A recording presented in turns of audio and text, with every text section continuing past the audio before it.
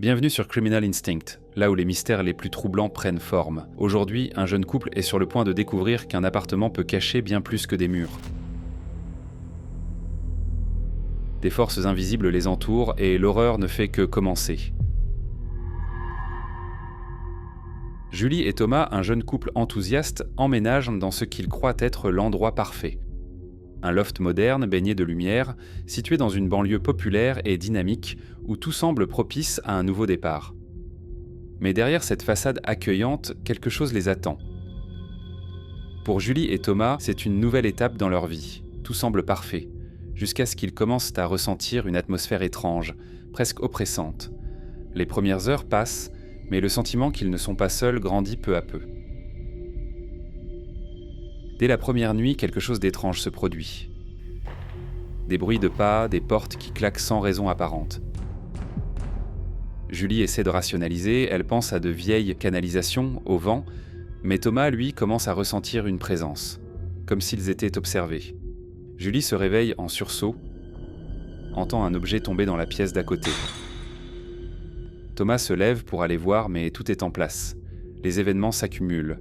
Des objets semblent se déplacer seuls, des sons inexplicables remplissent donc l'appartement. Mais le plus étrange, ce sont les voisins, distants, presque effrayés, comme s'ils savaient quelque chose que le couple ignore encore.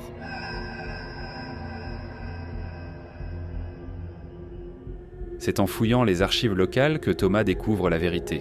Ce loft moderne a une histoire sombre. Il a été le théâtre d'une expérience paranormale menée par un scientifique, disparu sans laisser de traces. Quelques années plus tard, un meurtre non résolu a eu lieu dans ces mêmes murs. Julie, sceptique, tente de garder la tête froide, mais la peur commence à s'installer. Thomas montre à Julie les articles et les images du passé de l'appartement. Elle hésite, mais accepte d'explorer plus en profondeur. La curiosité les pousse à continuer. Mais ce qu'ils ignorent, c'est que chaque découverte les rapproche un peu plus des forces qui hantent cet endroit. Ce qui n'était que de petits signes se transforme en une véritable tempête de phénomènes paranormaux. Les objets volent à travers la pièce, des ombres apparaissent sans explication sur les murs. Julie et Thomas commencent à entendre des murmures, des voix chuchotant leur nom dans le noir. Le sentiment d'être observé devient insupportable. Dans le grenier, ils découvrent les vestiges des expériences du scientifique disparu.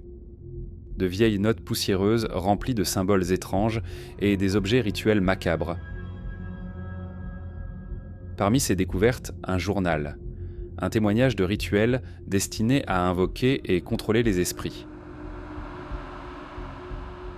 Ils trouvent des taches de sang séchées près d'une des fenêtres. Mais le plus effrayant reste à venir.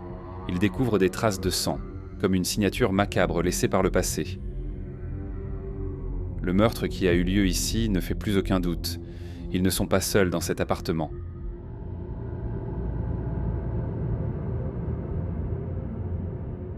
Les esprits ne se cachent plus. Julie voit des ombres se rapprocher, des présences qui la traquent, mais ce n'est que le début. Une nuit, elle se réveille en sursaut. Thomas, son compagnon, n'est plus lui-même. Possédé par une force invisible, il agit de manière agressive, terrifiante. Julie sait qu'elle doit agir, et vite. Julie tente de le calmer, mais il ne la reconnaît plus.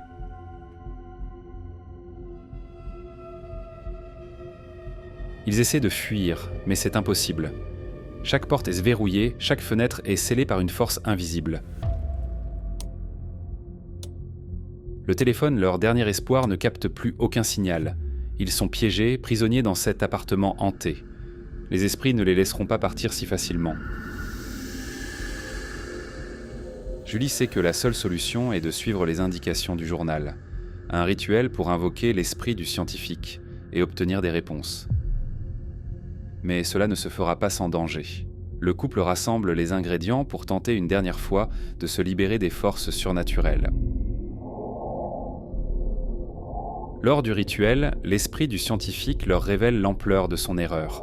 En cherchant à percer les mystères de l'au-delà, il a ouvert un portail vers un autre monde, laissant entrer des entités malveillantes. La seule issue, un sacrifice. Thomas est prêt à se sacrifier pour sauver Julie, mais elle refuse d'accepter cette fatalité. Julie, déterminée à sauver Thomas, comprend que le véritable responsable est l'esprit du scientifique lui-même. Elle décide de détruire tout ce qui est lié à ses expériences, les notes, les objets rituels. Dans une dernière confrontation, ils parviennent à forcer l'esprit à traverser le portail qu'il avait ouvert, et l'appartement se calme enfin. Il fuit, croyant la malédiction terminée. Mais alors que l'appartement retombe dans le silence, une ombre se faufile dans l'obscurité, suggérant que tout n'est peut-être pas terminé. Criminal Instinct vous rappelle qu'il y a des lieux où le passé ne peut jamais être oublié. Ce loft, autrefois témoin d'expériences interdites, a peut-être libéré les esprits qui l'habitaient, ou peut-être que certains sont encore là, attendant leur prochaine victime. Si vous voulez en savoir plus sur des histoires aussi troublantes, abonnez-vous et laissez vos théories en commentaire. Restez sur vos gardes, car les esprits ne dorment jamais vraiment.